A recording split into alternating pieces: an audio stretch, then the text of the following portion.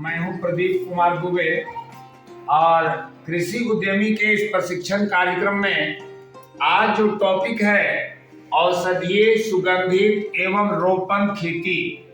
औषधीय सुगंधित पौधे एवं रोपण खेती के विषय में आज चर्चा करेंगे। तो सबसे पहला फसल हमने लिया है रबर का। रबर की खेती के लिए मिट्टी दोमट सबसे आदर्श मानी गई है।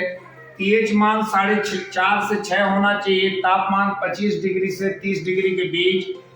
बिजाई दूरी जो है इसका 5 से 7 फीट। गड्ढा बना लिया जाता है 1 फीट गुने 1 फीट का।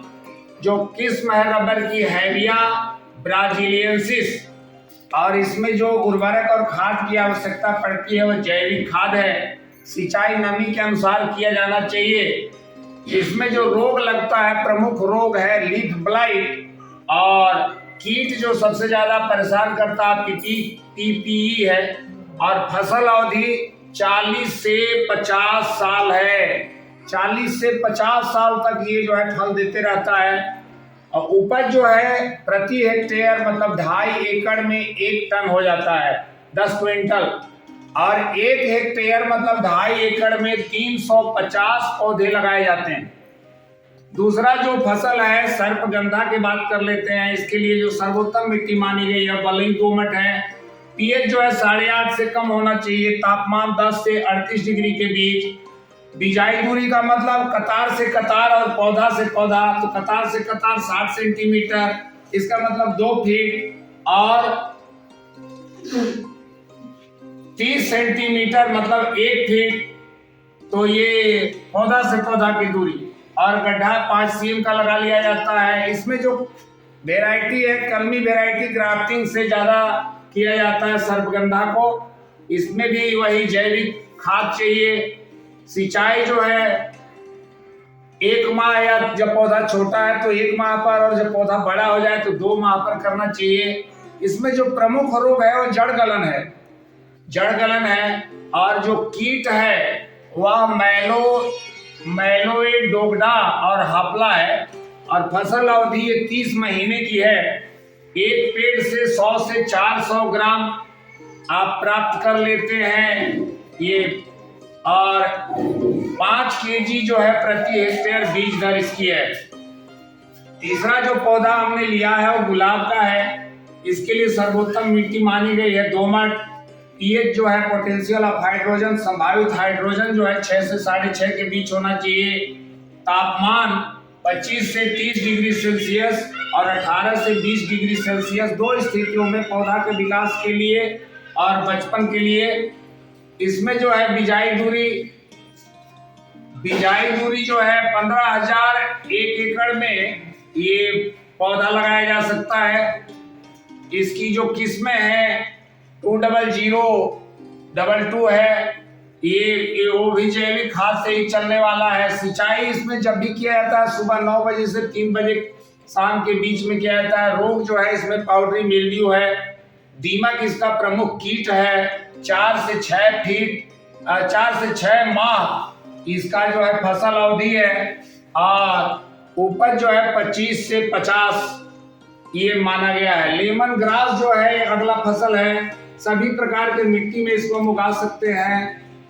5.5 से 9.5 इसका पीएच वैल्यू होना चाहिए मिट्टी का। 20 से 30 डिग्री तापमान होना चाहिए। पौधा से पौधा 60 सीएम, इसका मतलब हुआ 2 फीट।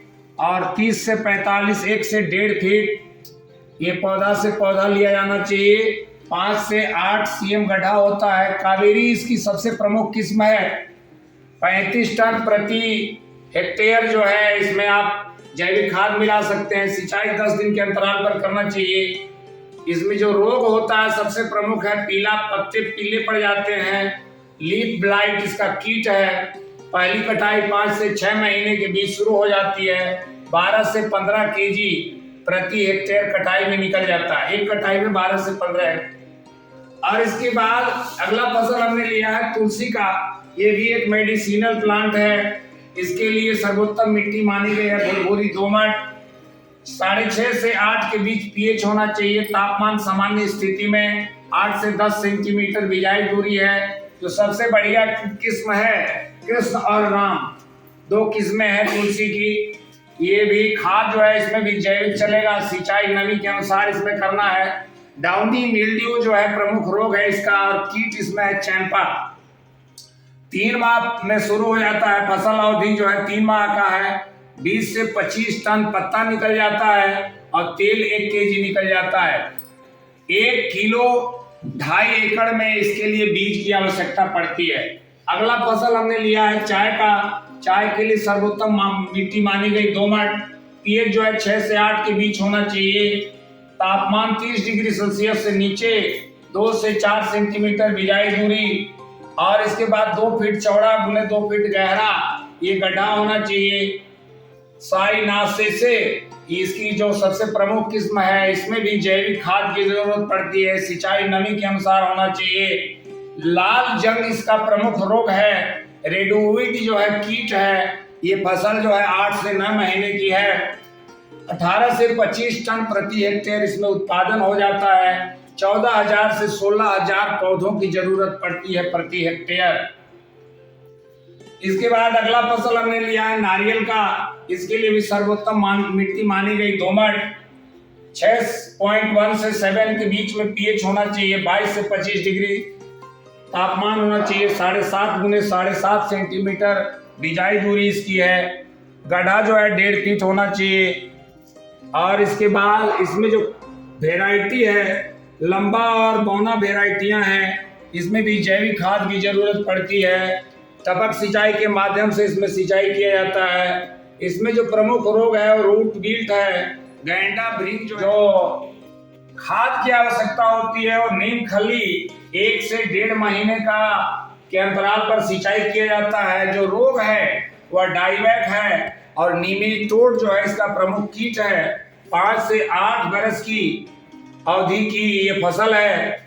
इसमें जो है बहुत ज्यादा 1,000 से लेकर के 36 लाख तक पौधे ये निबोली जो है प्राप्त हो जाता है इससे बीज, और 2500 पौधों की जरूरत पड़ती है प्रति हेक्टेयर में। आखिरी फसल हमने लिया है पुदीना का।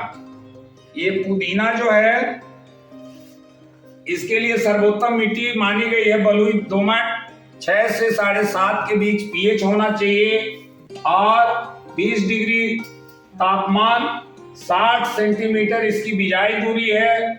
और इसमें भी जो किस्म है, सबसे बेहतरीन किस्म है कुशाल।